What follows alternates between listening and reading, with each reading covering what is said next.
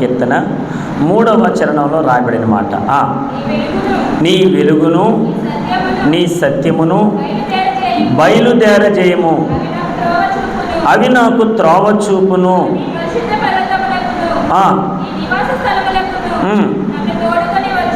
ఆమేన్. దేవునికి స్తోత్రం. చూడండి, భక్తుడైనటువంటి దావీదు పలికిన మాట ఏంటంటే, నీ వెలుగును నీ సత్యమును నాకు నువ్వేం చేయాలి? బయలుదేరజేయము. రెండో మాట అన్నాడు, అవి నాకు త్రోవ చూపును.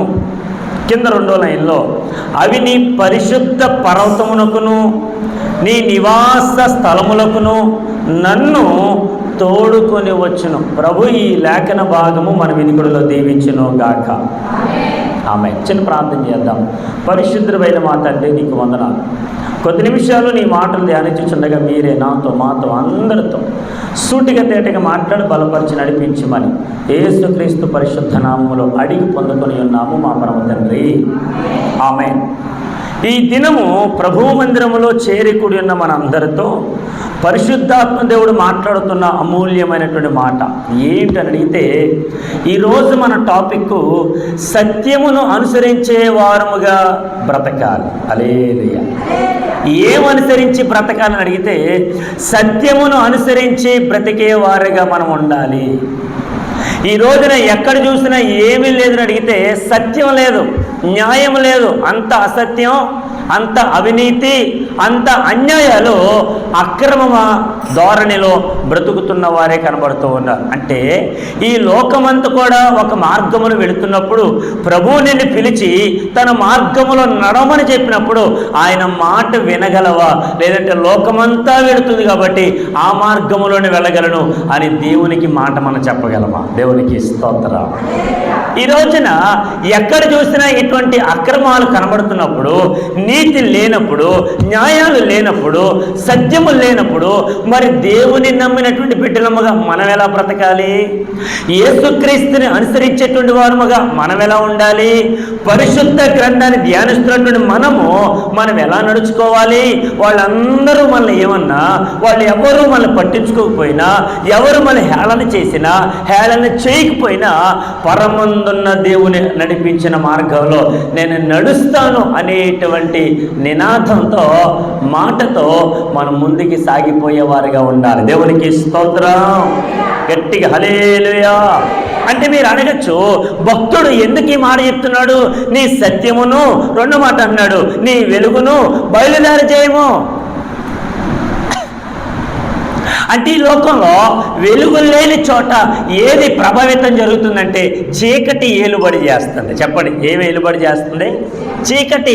చీకటిలో జరిగేటువంటి కార్యాలు, చీకటిలో జరిగేటువంటి అనేకమైనటువంటి అక్రమాలు, చీకటిలో ఎంతైతే వారు ఏమి చేస్తున్నారో తెలియక అనేకమైనటువంటి పలు చోట్లకు వారు వెళుతూ ఆ కార్యక్రమాల్లో పాల్పొందుతూ ఉన్నారు. అందుకని భక్తుడు అన్నాడు, అయ్యా ఈ చీకటిని తొలగించండి, ఈ చీకటిని తొలగించి నీ వెలుగును బయలుదేరి చేయము. వెలుగున్న చోట చీకటికి ఎంత మాత్రం అవకాశం ఉండదు. చెప్పండి, వెలుగున్న చోట చీకటికి ఎంత మాత్రం అవకాశం ఉండదు. అందుకని వెలుగు అనేటువంటి యేసు ప్రభు ఎక్కడైతే ఉంటాడో అక్కడ అపవాది అనేటువంటి చీకటికి త్రోవ లేనే లేదు. దేవునికి స్తోత్రం. ఈరోజు మనం అనుభవిస్తున్నటువంటి అనేకమైన శ్రమలు కావచ్చు, ఇబ్బందులు కావచ్చు, ఇరుకులు కావచ్చు, కన్నీళ్ళు కావచ్చు, కష్టాలు కావచ్చు, సుఖ బాధలు కావచ్చు, కానీ వీటన్నిటి కూడా మనం వెళుతున్నామంటే ఆ చీకటి త్రోవలను సరళము చేసి వెలుగు మార్గములు నడిపించదగిన యేసు మన ముందు ఉన్నాడు. దేవునికి స్తోత్రం. ఇశ్రాయేలు ప్రజలు ఎప్పుడైతే ఐగుప్తు దేశంలో ఆ చీకటిలో, లేదంటే ఆ కొలిమిలో, ఆ బాధలో వాళ్ళు అలాగే నలిగిపోతూ ఉన్నారు. ఎన్ని సంవత్సరాలు నడిగితే 430 సంవత్సరాలు నలిగిపోయారు. చెప్పండి, ఎన్ని సంవత్సరాలు? 430 సంవత్సరాలు. బాగా వినండి, ఈ 430 సంవత్సరాల చీకటిలో అలాగే కుమిలిపోయి, అలాగే వేసారిపోయి, అయ్యో మా జీవితం ఎందుకు పనికిరాదలే అని అనుకుంటూ ఉండిపోయిన వారి జీవితంలో ఒక్కసారిగా వెలుగు ఉదయించి దేవునికి స్తోత్రం. ఏంటి ఆ వెలుగంటే? చదవండి, నిర్గమాకాండము 3వ అధ్యాయంలో రాయబడిన ఒక మంచి మాట. నిర్గమాకాండము 3వ అధ్యాయంలో, ఇదిగో వాళ్ళు మొర్రపెట్టగా, వారు ప్రార్థన చేయగా దేవుడు ఏ రీతిగా వారికి వెలుగునిచ్చాడు. 7వ వచన భాగం. మరియు యెహోవా ఇట్లా నేను ఐగుప్తులోనున్న నా ప్రజల బాధను నిశ్చయముగా చూచితిని. పనులలో తమను కష్టపెట్టు వారిని బట్టి వారు పెట్టిన మొరను వింటిని. వారి దుఃఖములు నాకు తెలిసే ఉన్నవి. దేవునికి స్తోత్రం. దేవాది దేవుడు సేవకుడైనటువంటి మోషేతో పలుకుతున్న మాట, ఇదిగో చీకటి కొలిములో అగాధములో తల్లలాడిపోతున్నటువంటి, అదిగో కుమిలిపోతున్నటువంటి నా ప్రజల బాధ నేను చూచాను. మోషే, నేను నిన్ను అక్కడికి పంపుతున్నాను. దేవునికి స్తోత్రం. ఇప్పుడు ఇక్కడ కీర్తన గ్రంథంలో నీ వెలుగును బయలుదేరి చేయమంటే, వెలుగు అనగా దేవుని వాక్యానికి సాదృశ్యంగా ఉంది. వెలుగు అనగా దేవుని సేవకునికి సాదృశ్యంగా ఉంది. వెలుగు అనగా దాని యొక్క వాక్యము లేదంటే పరిశుద్ధాత్మ దేవుడికి సాదృశ్యంగా ఉంది. ఈ వాక్యపు వెలుగులో మన జీవితాలను మనం ఏం చేసుకోవాలంటే సరి చేసుకోవాలి. ఏం చేసుకోవాలి? సరి చేసుకోవాలి. అందుకని వాక్యము అద్దం లాంటిది అన్నాడు భక్తుడు. ఆమె వాక్యం ఎటువంటిదంట? అద్దం లాంటిది. మనం స్నానం చేసిన తర్వాత, బట్టలు వేసుకున్న తర్వాత, కొంచెం మన తల ఎలా ఉందో లేదో దగ్గరికి వెళ్ళి చూసుకున్న తర్వాత, మన డ్రెస్ ఎలా ఉందో లేదో అద్దంలోకి వెళ్ళి చూసిన తర్వాత, అద్దంలో మనం కనబడతామా వేరే వాళ్ళు కనబడతారా? మాట్లాడండి. హలో, మనం కనబడతామా వేరే వాళ్ళు కనబడతారా? మనమే. ఒకవేళ మనం కాకుండా వేరే వాళ్ళు కనబడ్డారు అనుకోండి, ఎలా ఉంటుంది? ఈ అర్థం మన స్వరూపం ఎలా ఉందో, మురికి ఎక్కడుందో, మనం ఏ రీతిగా ఉన్నామో, మన పద్ధతులు ఎలా ఉన్నాయో, మన డ్రెస్సెస్ ఎలా ఉందో, మన హెయిర్ స్టైల్ ఎలా ఉందో అన్ని కూడా ఏ రీతిగా అయితే తేటతేలగా చూపిస్తూ ఉందో, అద్దములాగా దేవుని వాక్యము మనలో ఉన్న తప్పిదములు మనకు తెలియజేస్తుంది. మనలో ఉండేటువంటి విపరీత ప్రవర్తన, దేవునికి అయిష్టమైన ప్రవర్తన, దేవునికి ఇష్టం కాని కార్యాలు, దేవుడికి నచ్చలేని కార్యాలు, దేవుడు కోరుకోలేని కార్యాలు మనం ఏ రీతిగా అయితే చేస్తూ ఉన్నామో వాటన్నిటిని మనకు చూపిస్తూ ఉంటుంది. ఇది తప్పు, ఇది మంచి అని చెప్పేటువంటి పరిశుద్ధ గ్రంథాన్ని మనం ఎప్పుడైతే ధ్యానిస్తామో మంచి మార్గంలో నడిపించదగినటువంటి దేవుడు మనకు తోడుగా ఉంటాడు. దేవునికి స్తోత్రం. మనందరం మంచివాళ్ళమే అనుకుంటాం, మన నాలో ఏ తప్పిదము లేదనుకుంటాం, నేను ఏ పొరపాటు చేయలేదనుకుంటాం, అసలు నేను ఏ కల్మషము లేని వాడిని అని అనుకుంటాం. కానీ మనలో ఉండేటువంటి అపరాధములు, మనలో ఉండేటువంటి పాపములు, మనలో ఉండేటువంటి దోషములు ఎప్పుడు బయటపడతాయంటే దేవుని పరిశుద్ధ గ్రంథాన్ని ధ్యానించినప్పుడు అవన్నీ కూడా బయటపడతాయి. అప్పుడు మనందరం పరిశుద్ధపరచబడతాం. దేవునికి స్తోత్రం. కానీ ఇక్కడ మొదటిగా కీర్తనకారుడు ఏమన్నాడంటే, అయ్యా నీ వెలుగును బయలుదేరి చెయ్యి. ఆ త్రోవలో వెలుగులున్నప్పుడు, ఆ త్రోవలో వెలుతురున్నప్పుడు పగటి కాలంలో మనం ఎక్కడికైనా వెళ్ళగలం. కానీ రాత్రి కాలంలో ఎక్కడికైనా వెళ్ళాలంటే కూడా మన చేతిలో ఏముండాలి? లైట్ ఉండాలి. అమ్మా, వాక్యాన్ని వింటున్నారా? వచ్చింది మన దేవుని సంఘానికి, వాక్యాన్ని వినండి. మన చేతిలో ఎప్పుడైతే లైట్ ఉంటుందో, లాంతర్ ఉంటుందో, ఆ పాము వస్తుందో, రాయి ఉందో, బెడ్ ఉందో, ఒకవేళ ఎవరైనా వస్తున్నారేమో అని చూసుకోవడానికి మనకి ఎంతగానో వెలుతురు, ఆ లైట్ మనకి ఎంతగానో ఉపయోగపడుతుంది. నేను అంటాను, దేవుని వాక్యము కూడా అట్లాంటిదే. ఆమేన్. గట్టిగా హల్లెలూయా. ఈ చీకటిని తొలగించడానికి ఇదిగో ఐగుప్తు దేశంలో బాధపడుతున్న వారిని, 430 సంవత్సరాలు ఎంతగానో శ్రమలు పడుతున్న వారిని, ఐగుప్తు ఫరో వారిని ఎంతైతే శ్రమలు పెట్టాడో, బాధలు పెట్టాడో, ఒక్కడు కూడా విడిపించడానికి రాలేదు కదా. ఒక్కడు కూడా వాళ్ళ బాధలు అర్థం చేసుకోలేదు కదా. ఒక్కడు కూడా నేనున్నాను అని భరోసా ఇవ్వలేదు కదా. నజరేయుడైనటువంటి దేవుడు ఇదిగో వారు ప్రార్థన చేయగా, వారు మొరపెట్టగా మోషే సేవకుడితో నా దేవాతి దేవుడు మాట్లాడుతున్నమాట, నా ప్రజల బాధను నేను చూచితిని, అందుకే నేను నిన్ను ఐగుప్తు దేశానికి పంపుతున్నాను. హల్లెలూయా. చెప్పండి హల్లెలూయా. అంటే ఇప్పుడు సేవకుడు ఎక్కడైతే ప్రజలు అలమటిస్తూ ఉన్నారో, ఎక్కడైతే ప్రజలు పాపములో ఉండిపోయారో, ఎక్కడైతే బాధలు అనిపిస్తున్నారో వాళ్ళ దగ్గరికి సేవకుడు వెళితే సేవకుడు ద్వారా ఎవరు వస్తున్నారో తెలుసా? నా దేవుడు వెలుగును వస్తున్నాడు. దేవునికి స్తోత్రం.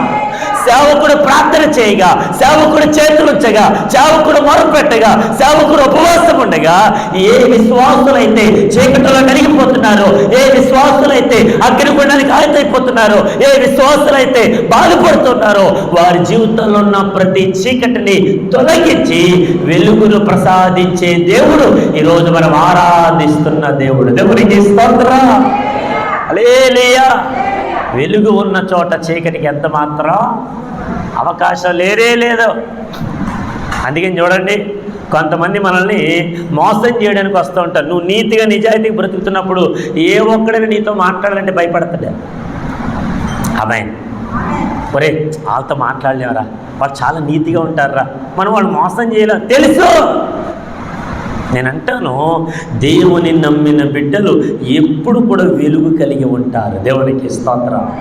మరొక మాట చూపిస్తాను చూడండి. ఏంటి? యోహాను సువార్తలో రాయబడినటువంటి ఒక మంచి మాట చదవండి.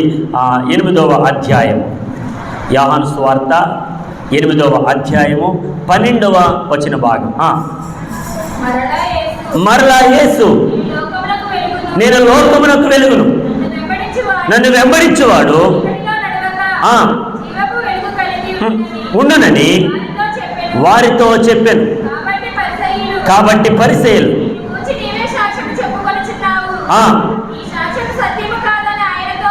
చాలు. దేవునికి స్తోత్రం.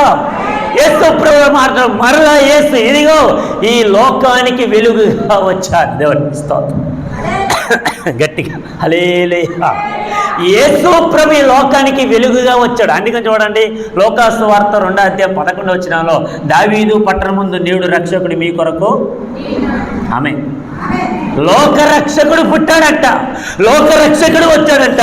ఎప్పుడైతే అరణ్యంలో అడవిలో ఉండేటువంటి ఆ గొర్రెల కాపర్లు గొర్రెలను మేపుతూ ఉంటుండగా, గొర్రెలు కాచుకుంటుండగా దేవదూత ఎప్పుడైతే ప్రత్యక్షమయ్యాడో వారి చుట్టూ వెలుగు ప్రకాశించింది. ఆమేన్. ఏం ప్రకాశించింది?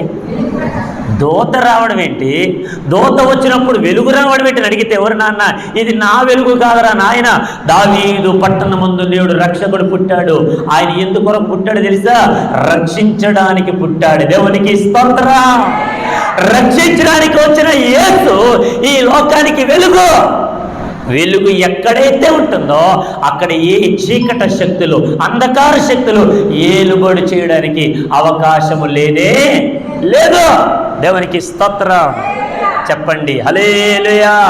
అందుకని యేసు అంటున్నారు, ఆయన మాట్లాడుతున్నారు, నేను ఈ లోకమునకు వెలుగును. అందుకని మొదటి మాట, నీ వెలుగును బయలుదేర చేయము. దేవునికి స్తోత్రం. ఒక మాట చెప్తాను, గుర్తుపెట్టుకోండి.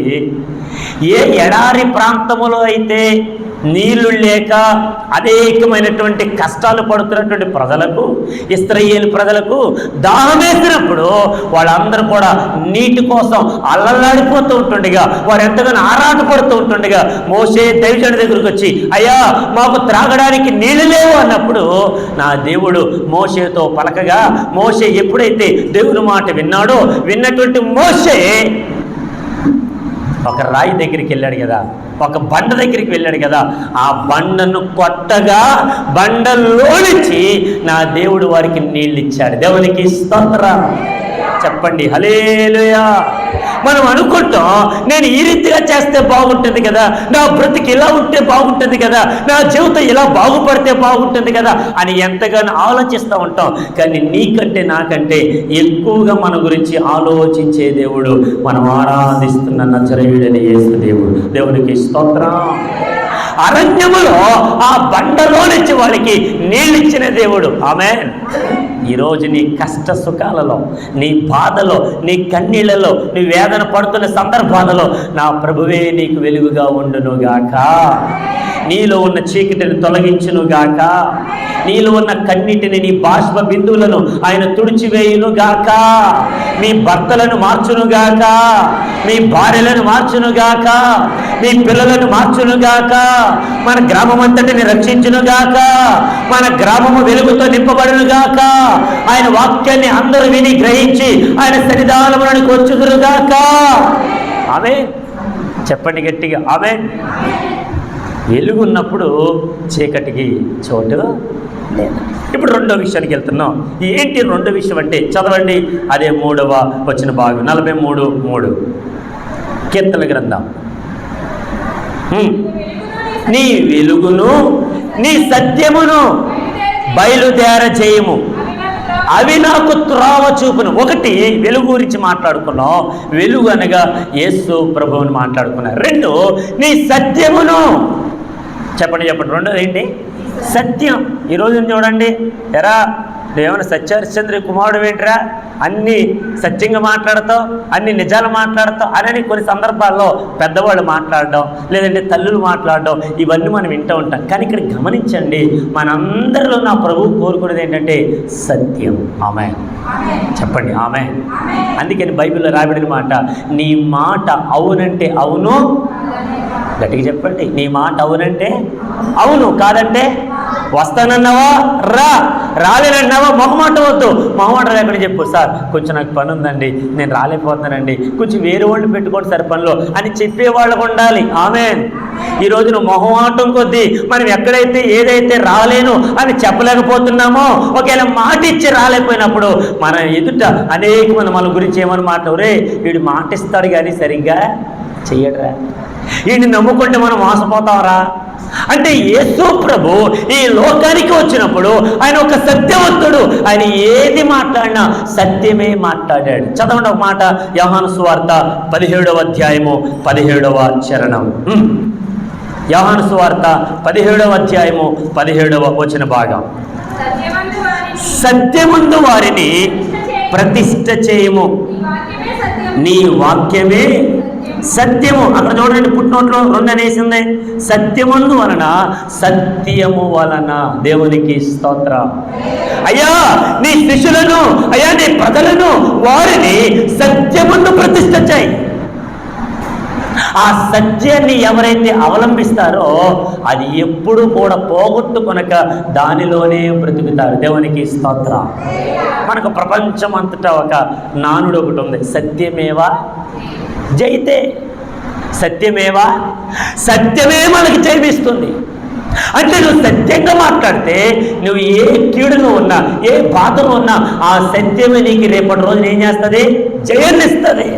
నేనంటాను సత్యమందు వారిని ప్రతిష్ఠ చేయమంటే, ఇదిగో నీ వాక్యమందు వారిని ప్రతిష్ఠ చేయి. నీ వాక్యమందు వారందరూ కూడా లోబడే విధంగా చేయి. నీ వాక్యాన్ని విన్న వారందరూ ఎన్నటికీ తప్పిపోరు.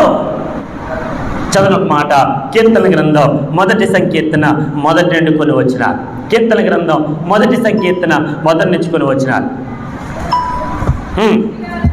దుష్టుల ఆలోచన చొప్పున నడవక, పాపుల మార్గమున నిలవక, అపహాసకులు కూర్చుండు చోటను కూర్చుండక, యెహోవా ధర్మశాస్త్రమునందు. చాలు చాలు. దేవునికి స్తోత్రం. అమ్మా చేతులు పైకెత్తండమ్మా, 2 చేతులు పైకెత్తండమ్మా, గట్టిగా స్తోత్రాలు చెప్దాం. హల్లెలూయా. దుష్టుల ఆలోచన చెప్పున నడవక. దుష్టులకి ఎప్పుడు చూసినా ఒకరిని పాడు చేద్దాం, ఒకరిని కొడదాం, ఒకరిని తిడదాం. కీర్తన భాగంలో రాయబడిన మాట, అయ్యా వారి ఆలోచన ఎప్పుడు కూడా ఒకరికి ఉపకారం చేసేది కాదు, ఒకరికి మంచి పని చేసేది కాదు, ఒకరిని దేవుని దగ్గర నడిపించే ఆలోచన కాదు. వాళ్ళ ఆలోచన ఎప్పుడు ఒకరిని పాడు చేయడమే. వాళ్ళు దుష్టులు. 2 పాపుల మార్గమున నిలవక. పాపులు ఎప్పుడు చూసినా వాళ్ళు దేవుని సన్నిధానంలో ఎవరైతే వస్తూ ఉన్నారో, ఎవరైతే చేరుతూ ఉన్నారో, దేవుని వాక్యాన్ని ఎవరైతే వింటున్నారో, ఎప్పుడు వెళ్ళేది కదరా, ఏం అక్కర్లేదురా, రా బయటికి వెళ్దాం అని చెప్పి ఈ పాపులు ఏం చేస్తారంటే వాళ్ళ వైపు లాక్కోవడం, ఆకర్షించడం మొదలు పెడతారు. 3 అపహాసకులు కూర్చుండు చోటన కూర్చోక. ఆమేన్ చెప్పండి. ఆమేన్. అపహాసకులు మనం చూసి అపహాసం చేసేవాళ్ళు, ఎగతాళి చేసేవాళ్ళు, గేలి చేసేవాళ్ళు, అబ్బబ్బబ్బబ్బా వెళ్ళిపోతున్నారా బాబు పరిశుద్ధ గ్రంథాలు అట్టుకొని అని ఎగతాళి చేసేవాళ్ళ జోలికి మనం ఎంత మాత్రం మనకి ఎందుకు వెళ్తాం? వాళ్ళ ఆలోచన వాళ్ళవి, వాళ్ళ పద్ధతులు వాళ్ళు ఏ రీతిగా వెళుతున్నారు వెళ్ళండి. కానీ 4 అక్కడ రాయబడిన 4 మాట ఏంటి తెలుసా? దేవుని ధర్మశాస్త్రమునందు ఆనందించు, దివారాత్రము దాన్ని ధ్యానించేవాడు ధన్యుడు. ఈ దివారాత్రము ఈ పరిశుద్ధ గ్రంథాన్ని ధ్యానించండి. సత్యమును అవలంబించే వారిగా ఉంటారు, సత్యమును ప్రతిష్ఠ చేయబడేవారు ఉంటారు. ఆ సత్యం మీకు త్రోవ చూపిస్తుంది. దేవునికి స్తోత్రం. ఆ సత్యం మిమ్మల్ని పాపములో పడనివ్వకుండా, ఆ సత్యం పాపుల మార్గములో చేరనివ్వకుండా, ఆ సత్యం దుష్టులతో కలవనివ్వకుండా, ఆ సత్యం అపహాసకులు వెళ్ళేటువంటి చోటికి వెళ్ళనివ్వకుండా నిన్ను కాపాడుతుంది. దేవునికి స్తోత్రం. చెప్పండి హల్లెలూయా. బైబిల్లో ఒక వ్యక్తి ఉన్నాడు. మోషే భక్తుడు చనిపోయిన తర్వాత ఇశ్రాయేలు ప్రజలను నడిపించడానికి, ఇశ్రాయేలు ప్రజలను కాయటానికి, ఇశ్రాయేలు ప్రజలను ఐగుప్తు దేశము నుంచి అనగా ఆ ప్రాంతము నుంచి నడిపించుకుంటూ వచ్చినటువంటి ఆ మోషే ఒక్కసారిగా మాయమైపోగా, అక్కడ చనిపోగా దేవుడు ఒక యవనస్తుని ఎన్నుకున్నాడు. ఆ యవనస్తుడి పేరు యెహోషువ. దేవునికి స్తోత్రం. ఏం పేరు ఆయన పేరు? గడి చెప్పండి, ఏం పేరు?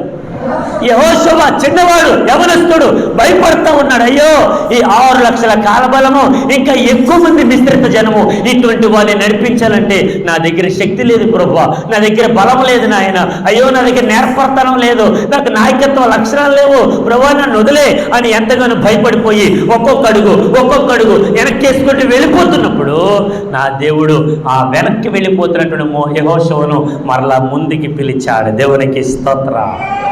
గట్టిగా హల్లెలూయా. పిలిచి ఏమన్నాడు తెలుసా? చదవండి. యెహోషువ గ్రంథం 1వ అధ్యాయము 6వ వచన భాగం, 5 నుంచి కొన్ని వచనాలు. యెహోషువ గ్రంథం 1వ అధ్యాయము 5 నుంచి కొన్ని వచనాలు. నీవు బ్రతుకు దినములన్నిటిను ఏ మనుషుడును నీ ఎదుట నిలవనేరడు. నేను మోషేకు తోడయుండినట్లు నీకును తోడయుందును, నిన్ను విడువను, నిన్ను ఎడబాయను, నిబ్బరము కలిగి ధైర్యముగా ఉండుము. 8వ వచనం. 8 వారికి ఇచ్చేదనని నేను వారి పితరులతో ప్రమాణము చేసిన దేశమును నిశ్చయముగా నీవు ఈ ప్రజల స్వాధీనము చేసేదవు. అయితే నీవు, ఈ మాట చాలా జాగ్రత్తగానండి, అయితే నీవు నిబ్బరము కలిగి జాగ్రత్త పడి బహుధైర్యముగా ఉండి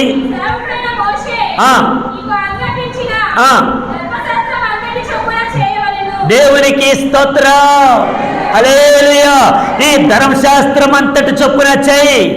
అప్పుడు ప్రజలందరినీ ఎక్కడ తీసుకెళ్తావో తెలుసా? ఏ మాట అయితే మోషేకి చెప్పానో, వాగ్దానం చేయబడిన కనాన దేశానికి నీ ప్రజలను, లేదంటే నీవు ఈ ప్రజలను ఆ ప్రాంతానికి నువ్వు తీసుకెళ్తావు. దేవునికి స్తోత్రం. అమ్మ పిల్లలారా, 2 చేతుల పైకి హల్లెలూయా. ఇప్పుడు మనం పరమకానానికి వెళ్ళాలి. ఆమేన్. ఎక్కడికి వెళ్ళాలి? ఇశ్రాయేలు ప్రజలేమో కానాన దేశానికి వెళ్ళారు. ఓకే, దాన్ని వదిలేద్దాం. మరి ఇప్పుడు బ్రతుకున్న మనం ఎక్కడికి వెళ్ళాలి? పరమకానానికి వెళ్ళాలి. అక్కడికి వెళ్ళాలంటే ఏం చేయాలి? త్రోవ ఏదైతే సరళం చేయబడిందో ఆ త్రోవలో వెళ్ళాలి. ఇప్పుడు త్రోవ చూపించేదేంటి? 1 నీ వెలుగు, 2 నీ సత్యం. ఆమేన్. 1 నీ వెలుగు, 2 నీ సత్యం. ఈ 2 మాకు త్రోవ చూపిస్తాయి. ఎక్కడికో తెలుసా? అరణ్య మార్గంలోనికి కాదు, పాతాళంలోనికి కాదు, అగ్నిగుండంలోనికి కాదు. ఇదిగో సరాసరి నా దేవుడు సింహాసనాసీనుడైనటువంటి ఆ పరలోక దేశమునకు మార్గాన్ని చూపించేటివి 2. దేవునికి స్తోత్రం. చెప్పండి హల్లెలూయా. ఇప్పుడు ఆ పరలోక రాజ్యం వెళ్ళాలి మనం. అందుకే ఈ ప్రయాస. ఆమేన్ కాదా? అందుకే కదండి ఈ ప్రయాస. మనం కట్టుకునే బిల్డింగులు, మనం సంపాదించుకున్న డబ్బు, ఏ ఒక్కడు కూడా మనతో రానే. గట్టిగా చెప్పండి, వస్తుందా? రాదు. మన వెనకాల పుట్టినటువంటి తరం, మరలా వాళ్ళ తరం ఒకేలా ఉండొచ్చు, ఉండకపోవచ్చు, రావచ్చు, రాకపోవచ్చు. కానీ నిన్ను నన్ను రక్షించిన నజరేయుడైన యేసు మరలా 2వ రాకడలో రాబోతున్నాడు. నువ్వు సిద్ధపడితే ఎత్తబడే గుంపులో ఉంటావు. హల్లెలూయా. ఇప్పుడు మనందరి ఇక్కడ చేరి ఉంది దేని కొరకంటే? సిద్ధపాటు కొరకు. ఏంటా సిద్ధపాటు అంటే? ప్రభువా, నీ వెలుగును, నీ సత్యమును మాకు త్రోవ చూపించేటువంటి రీతిగా మాకు కనపరిచినప్పుడు నీ త్రోవలో నడవడానికి, నీ దగ్గరికి రావడానికి, ఆ పరలోక రాజ్యం చేరడానికి మేము సిద్ధపడతాం అని ఎవరైతే కలిగి ఉంటారో ఆ సిద్ధపాటు కలిగిన వారికి పరలోక రాజ్యం నా దేవుడు స్థానం ఇవ్వబోతున్నాడు. దేవుడికి స్తోత్రం. హల్లెలూయా. ఈ రోజున ఎక్కడ చూసినా ఏమీ లేదని అడిగితే ఆశీర్వాదాల కోసమే చెప్పే బోధలు ఉన్నాయేమో కానీ, నువ్వు పాపం చేస్తున్నావు, నీ పాపాన్ని కడుగుకో. నువ్వు దోషం చేస్తున్నావు, నీ దోషాన్ని కడుగుకో. ఇదిగో నువ్వు చేసేటువంటి ప్రతి అక్రమము అనేక రీతిగా నీకు ఇబ్బందులు పాలు చేస్తుంది, నేను అనేక కష్టాలు పాలు చేస్తుంది, నువ్వు కన్నీళ్ళు పాలైపోయావు, నువ్వు బాధలు అనుభవిస్తున్నావు. వీటన్నిటి బయటపడాలంటే పరిశుద్ధుడైన యేసు ప్రభు నమ్ము అని గద్దించి చెప్పే బోధ ఎక్కడ? లేదు. నువ్వు ఎంత పాపం చేసినా పర్లేదులే, దేవుడు నిన్ను ఆశీర్వదిస్తాడు. నువ్వు ఏ తప్పిదం చేసినా పర్లేదులే, దేవుడు నిన్ను ఆశీర్వదిస్తాడు. తప్పు. పిల్లలు తప్పు చేసినప్పుడు గద్దించేటువంటి తండ్రి ఉన్నప్పుడు మరలా ఆ తప్పుదము చేయకుండా పిల్లలు మరలా దాన్ని ఏం చేస్తారు? ఒరే, ఈ తప్పుదం చేస్తే మా నాన్న కొడతాడరా, మా అమ్మ తిడతాదిరా, మా ఇంటి వారికి అవమానంరా, నేను ఇలా నడవకూడదు, నేను ఇలా ఉండకూడదు, అయ్యో నా బ్రతికింటి ఎలా ఉంది అని తెలుసుకొని సరైన దారిలో నడవడానికి తల్లి తండ్రి ముందుగా వారిని ఏం చేయాలి? భయము భక్తిలో పెంచాలి. దేవునికి స్తోత్రం. నేనండి మా పిల్లలను చాలా గారభంగా పెంచానండి. అయ్యో వాళ్ళు ఇలా త్రోవ తప్పిపోతారు నేను అనుకోలేదు పాస్టర్ గారు. అయ్యో అనవసరంగా వాళ్ళని వదిలేసిన పాస్టర్ గారు, వాళ్ళ గురించి ప్రార్థన చేయండి పాస్టర్ గారు అని నా దగ్గరికి వచ్చి పాస్టర్ దగ్గరికి వచ్చి ప్రార్థన చేయించుకోవడం కంటే తల్లి తండ్రిగా నీ భయము భక్తిలో పిల్లల్ని పెంచినప్పుడు వాళ్ళు ఎంత మాత్రం కూడా త్రోవ తప్పనే తప్పరు. దేవునికి స్తోత్రం. అదే రీతిలో యేసు ప్రభుల వారు కూడా ఇది తప్పు, నువ్వు చేస్తే కరెక్ట్ కాదు అని వారికి బోధించి వారిని గద్దించి ఆ వెలుగులో నడవమని, ఆ సత్యములో నడవమని నా ప్రభువు వాళ్ళని ప్రతిష్ఠ చేశాడు. యోహాను సువార్త 17:17 నీ సత్యమందు వారిని ప్రతిష్ఠ చేయము, నీ వాక్యమే సత్యం. ఈ రోజున కొంతమందికి సత్యమైనటువంటి మాటలు చెప్పండి, ఎవరు బాబు వచ్చాడని బుర్ర తినేస్తాడరా, ఏడుతో మనం మాట్లాడలేమురా, ఎందుకురా ఇవన్నీ? దేవునికి స్తోత్రం. నేను ముగిస్తున్న ప్రియ దేవుని బిడ్డలారా, మన జీవితంలో ఏదైనా ఒక అద్భుత కార్యం చేయగలిగినటువంటి దేవుడు మన పక్షాన ఉన్నప్పుడు, మన ప్రతి అవసరతను తీర్చేటువంటి దేవుని సముఖంలో మనం ఉన్నప్పుడు ఆయన వెలుగులో నడవడానికి ఎందుకు ఆటంకం? ఆయన సత్యాన్ని అవలంబించడానికి ఎందుకు ఇంత నామోషి? ఆలకించండి, మన ప్రభు ఒక్కడే సత్యవంతుడు. ఒక మాట చూపిస్తాను, చదవండి. యోహాను సువార్త 14:6 యోహాను సువార్త 14:6 భాగం. యేసు నేనే మార్గమును సత్యమును జీవమును, నా ద్వారా తప్ప ఎవడును తండ్రి యొద్దకు రాడు. దేవునికి స్తోత్రం. చెప్పండి హల్లెలూయా. నేనే మార్గం, నేనే అన్నాడంటే నేను కూడా అని చెప్పాలా? ఆమె అమ్మ తెలుగు అర్థమవుతుందా? దేవునికి స్తోత్రం. నేనే మార్గం అన్నాడంటే నేను కూడా ఎక్కడ చెప్పాల. కాబట్టి యేసు ప్రభు ఒక్కడే మార్గం. ఆమె గట్టిగా నమ్మిన వారు స్తోత్రాలు చెప్తారా? ఎవరు మార్గం? గట్టిగా చెప్పండి. ఏదే మార్గం. ఆమె ఎక్కడికి మార్గం? గట్టిగా పరలోక రాజ్యానికి. దేవునికి స్తోత్రం. ఇప్పుడు మేడవారు సంఘానికి రావడానికి చాలా మార్గాలు ఉన్నాయి, లేవా? కానీ ఒకటే మార్గం ఉందనుకోండి, ఆ మార్గంలో వెళ్ళేవారు వచ్చేవాళ్ళు వస్తున్నారు అనుకోండి, ట్రాఫిక్ ఎంత ఎక్కువ ఉంటుంది? ఇదిగో యేసు ఒక్కడే మార్గం కాబట్టి ట్రాఫిక్ ఎక్కువ ఉంది. ఆమె అర్థం చేసుకోండి. దేవునికి స్తోత్రం. ఇప్పుడు యేసు ప్రభు ఒక్కడేరా బాబు మార్గం, రెండ్రా అని అంటే యేసు ప్రభు దగ్గరికి వచ్చేవాళ్ళు ఎక్కువ మంది, తక్కువ మంది కనబడుతున్నారు. యేసు ప్రభు దగ్గర మాకు యేసు ప్రభు వదిలేరా అని వెళ్ళేవాళ్ళు ఎక్కువ మంది కనబడుతున్నారు, అందుకే ట్రాఫిక్. ఇప్పుడు చెప్పండి, ఆయన ఒక్కడే మార్గం అయినప్పుడు, ఆయన మనకు వెలుగుగా ఉన్నప్పుడు ఆ మార్గంలో నడవడానికి ఎందుకింత ఆలోచన? ఆమె ఇప్పుడు నడవాలా నడవకూడదా? నడవాలి. ఆమె చిన్నతనంలో పిల్లలకు ఏ రీతిగా అయితే నడక నేర్పిస్తారో అమ్మ వాక్యాన్ని వినాలి. చాలామంది చేతిలో పరిశుద్ధ గ్రంథాలు లేవు, మొబైల్స్ అయితే ఉన్నాయి, కానీ మొబైల్స్లో మరి వాక్యం చూడటం లేదో తెలియదు, కానీ దేవునికి వాక్యం జాగ్రత్తగానండి. చిన్నతనంలో పిల్లలకు పాదాలు ఏ రీతిగా అయితే మెల్లిమెల్లిగా వేయాలి, నడకలు మెల్లిమెల్లిగా నడుచుకోవాలి అని ఏ రీతిగా అయితే చెప్పిస్తారో, ఒక్కసారిగా తండ్రి తల్లి ఇక్కడ ఉండి నాన్న రారానగానే వాడు చిన్న చిన్న అడుగులు వేసుకుంటూ పరిగెత్తుకుంటూ వచ్చేసాడు అనుకోండి, కొంచెం పడగానే మనం వెంటనే గొప్ప దెబ్బ తగిలిస్తుందని చెప్పి లేపి మరలా వాళ్ళు ఏం చేస్తాం? దేవునికి స్తోత్రం. అమ్మా రెండు చేతుల పైకి హల్లెలూయా చెప్పండి. హల్లెలూయా. నాకు ఎటువంటి నామోషి ఏమీ లేదు. ఆమేన్. కలేబ్ గారు ఆమేన్. ఇప్పుడు ఆ బాబు పడిపోతే నువ్వు ఎంతో భయపడిపోయి దగ్గరికి వెళ్ళిపోయి అయిపో నా పిల్లలకి ఏమైనా జరిగిందని చెప్పేసి దులిపేస్తావు, ఏదైనా దెబ్బ తగిలితే మొత్తం రాసేస్తావు. ఇంకొకసారి వాడు పడినప్పుడు మనం ఏం చేస్తాం? లెగరా. ఆమేన్. వాడికి మరలా చెప్తాం, లెగరా, నడవరా. వాడికి నడక నేర్పించడానికి నువ్వు తీసుకున్న జాగ్రత్తలు ఎంతుంటే, లోకం అనేటువంటి సాగరంలో ఎప్పుడు పడిపోతామో మనకు తెలియదు, ఎప్పుడు నశించిపోతామో మనకు తెలియదు. నశించిపోతున్న మనలను, పడిపోతున్న మనలను మరలా నా ప్రభు అన్నాడు, లే బలము తెచ్చుకో, నా దగ్గరికి రా అని నా ప్రభు మరలా మరలా మరలా మరలా మనకి నేర్పిస్తానే ఉన్నాడు. దేవునికి స్తోత్రం చెప్పండి. హల్లెలూయా, హల్లెలూయా. కాబట్టి అదైన మార్గం. 2 సత్యం. ఈ సత్యంలో నువ్వు బ్రతికితే నీ బ్రతుకు చాలా అందంగా మారుతుంది. ఆమె లేదండి, అబద్ధమైన మాటలు, కల్లబొల్లు మాటలు, కల్పించే మాటలు, నాకు ఇవే ఇష్టం పాస్టర్ గారు, నేను రానండి, నాకు సత్యం అంటే పడదని అంటారా? అసత్యములోనే ఉండిపోయిన నిన్ను సత్యములోనికి నడిపించడానికి నజరేయుడైన యేసుక్రీస్తు ప్రభువు వారు మరణించారు శిలువలో. దేవునికి స్తోత్రం గట్టిగా హల్లెలూయా. రావ చూపించే యేసు ప్రభు దగ్గరికి రా, సత్యాన్ని తెలిపేటువంటి యేసు ప్రభు దగ్గరికి రా. ఆ 2 నీకు పరలోక రాజ్యమునకు త్రావ చూపిస్తాయి. ఆమేన్, ఆమేన్. ఇప్పుడు చెప్పండి, పరలోక రాజ్యానికి వెళ్ళవలసిన వారు చేయాల్సింది ఏంటి? 1, ఆయన మార్గములో నడవాలి. 2, ఆయన సత్యమును అనుసరించాలి. ఆమేన్. ఈ 2 మనం అనుసరించినప్పుడు అవి మనకి త్రోవ చూపిస్తాయి. ఎక్కడికి? పరలోక రాజ్యమునకు త్రోవ చూపిస్తాయి. కాబట్టి పరలోక రాజ్యానికి చేరుకోవాలంటే ఈ 2 పనులు మనం చేద్దాం. అగ్ని కృప, అట్టాశ్రదుల ప్రభు మనకు అనుగ్రహించినట్లుగా ఇదిగో ఇశ్రాయేలు ప్రజలు ఆ మార్గంలో నడిపించబడినప్పుడు ఎన్నో అవరోధములు ఎదుర్కొన్నారు, ఎన్నో కష్టాలు పాలయ్యారు, ఎన్నో యుద్ధాలు చేశారు. అయినను కనాను దేశానికి వెళ్ళేటువంటి మార్గంలో వాళ్ళు ఎంతగానో నశించిపోయారు. యేసు ప్రభు దగ్గరికి వస్తే మాకు ఎలాంటి అయినా కాదు, ఎన్ని వచ్చినా ఆయన నిన్ను తప్పించగలడు. ఆమేన్.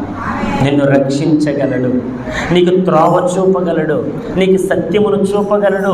ఆయన వైపు చూస్తూ సాగిపో, అన్నీ కూడా నా ప్రభు నీకు అనుకూలపరుస్తాడు. ఆమేన్. ప్రభు ఈ మాటలు మనం ఇక్కడ దీవించును గాక. ఆమెను అందరం మోకరిద్దాం, ప్రార్థన చేద్దాం. అందరూ మోకరిద్దాం, ప్రార్థనకి వేద్దాం. అందరు కళ్ళు మూద్దాం. అందరూ కాసేపు అమ్మా వినబడలేదు, యవనస్తులు అందరికీ వినబడలేదు, కళ్ళు మూసుకుందాం. మోకాళ్ళు వేద్దాం. అందరు మోకాళ్ళు వేయండి, యవనస్తులు అందరూ మోకాళ్ళు వేయండి. అమ్మా మోకాళ్ళు వేయండి, నేర్చుకోండి. మోకాళ్ళు వేద్దాం. స్తోత్రం, స్తోత్రం, స్తోత్రం, స్తోత్రం. వేయాలి, మోకాళ్ళు వేయాలి. స్తోత్రం. అందరూ అందరూ అందరూ ఒక్క నిమిషం ప్రార్థన చేద్దాం. ప్రభువా, నీ మార్గంలో నన్ను నడిపిస్తున్నావా? నీ సత్యానుసారంగా నన్ను నడమంటున్నావా? నీ మార్గమును లేదా నీ వెలుగును, నీ సత్యమును నాకు ప్రసాదించు, అవి నాకు త్రోవ చూపును అని భక్తుడు మాట్లాడినట్టుగా ప్రభువా, నీ వెలుగులో నేను నడుస్తానయ్యా, నీ సత్యమును అనుసరిస్తానయ్యా. అవి నా జీవితంలో ఎంతగానో దోహదపడితే రీతిలో, నన్ను పరలోక రాజ్యానికి నడిపించే రీతిలో నాకు సహాయపడుతున్నాయి. నన్ను నడిపించండి అయ్యా. ఒక చిన్న ప్రార్థన, ఒక చిన్న ప్రార్థన. అందరు కళ్ళు మూసుకుందాం, ప్రార్థనలోకి వెళ్దాం. ప్రార్థన, ప్రార్థన, ప్రార్థన. మమ్మల్ని మిక్కిలిగా ప్రేమించిన మా ప్రియ పరలోకపు తండ్రి, నీ ఘనమైన పాదములకు వందనాలు, స్తుతులు, స్తోత్రాలు చెల్లిస్తున్నాం. ఇంతవరకు జరిగినటువంటి ఆదివారం ఆరాధన ఘనంగా జరిగించారు, వచ్చిన వారందరినీ దీవించారు. నీ వాక్కు ద్వారా మా అందరితో మాట్లాడారు. అందుకు బట్టి నీకు స్తోత్రాలు. ఏమిచ్చి నీ రుణం మనం తీర్చగలము నాయన. ప్రభువా, ఏ పాటి వారమో ఎక్కడి వారమో గతించినటువంటి వార పర్యంతం మొదలుకుని వార పర్యంతం వరకు ఎండ దెబ్బ తగలకుండా, వడగాలి దెబ్బ తగలకుండా మాకెంతగానో సహాయం చేశారు. నీ మార్గమును, నీ సత్యమును మాకు తెలియపరచండి అయ్యా. బయలుదేరి చేయము, అవి మాకు త్రోవ చూపును అని భక్తులు మాట్లాడండి కదా. నీ మార్గములో, నీ వెలుగులో, నీ సత్యములో నడిచే కృప మాకు అనుగ్రహించాను. పరలోక రాజ్యం వైపు అడుగులేసే వారికి ఉన్న కృపను అనుగ్రహించాను. అయ్యా, మా ప్రియులు ఎవరైతే నీ సన్నిధిలో పాల్పొంగులు పొందలేకపోయారో వారిని క్షమించండి. మరొక తరుణం వారిని నడిపించమని ప్రార్థిస్తూ ఉన్నాం. బలహీనులను వారందరినీ బలపరిచి నడిపించమని, మీరు మాత్రమే మహిమ పొందుకోమని యేసుక్రీస్తు అతి పరిశుద్ధమైన నామములో అడిగి పొందుకొని ఉన్నాము మా పరమ తండ్రి. చెప్తాం దగ్గరగా ఆమేన్, ఆమేన్. మంచిది. ఈ